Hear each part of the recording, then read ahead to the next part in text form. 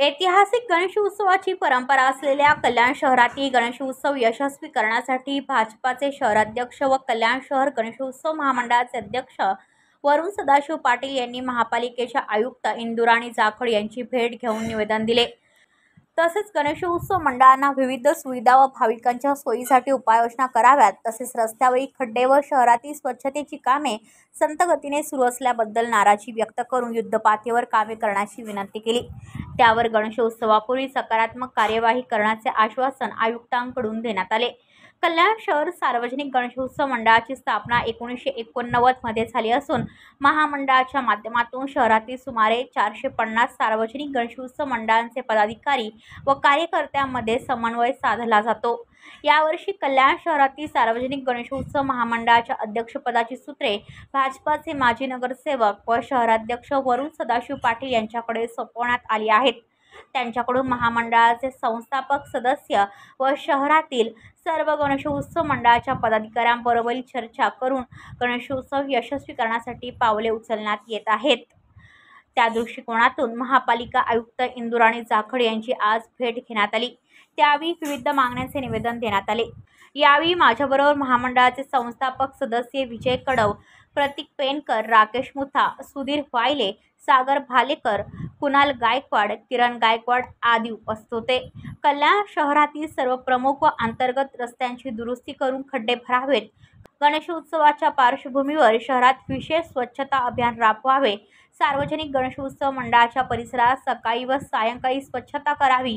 विसर्जन मिरवणूक मार्ग व प्रमुख रस्त्यांवरील पथदिवे सुरू करावेत। बंद दिव्यांची दुरुस्ती करावी। छत्रपती शिवाजी महाराज चौक व लोकमान्य टिळक चौकात जादा दिवे व विद्युत रोषणाई करावी। शहरातील रस्ते व मिरवणुकीच्या मार्गातील रस्त्यांवर धोकादायक स्थितीत लोंबकळणाऱ्या विजेच्या वायर प्लास्टिक पाईपमध्ये टाकाव्यात। तसेच केबल व इतर वायरिंगचा मिरवणुकीत अडथळा येणार नाही याची काळजी घ्यावी।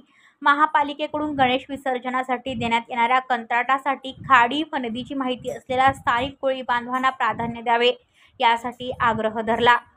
मोठ्या गणेश मूर्तीच्या विसर्जनासाठी महापालिकेकडून क्रेन व तर्फ्यांची व्यवस्था करावी।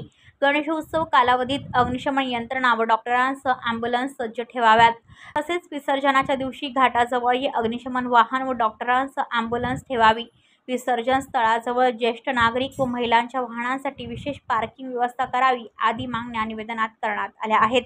गणेशोत्सव काळात वाहतुकीच्या नियमाबाबत वाहतूक पोलिसांबरोबर समन्वय साधावा। आवश्यकता भासल्यास वाहतुकीच्या नियंत्रणासाठी महापालिकेकडून वॉर्डन उपलब्ध करून द्यावेत अशी मागणी गणेशोत्सव महामंडळाचे अध्यक्ष वरुण पाटील यांनी केली आहे।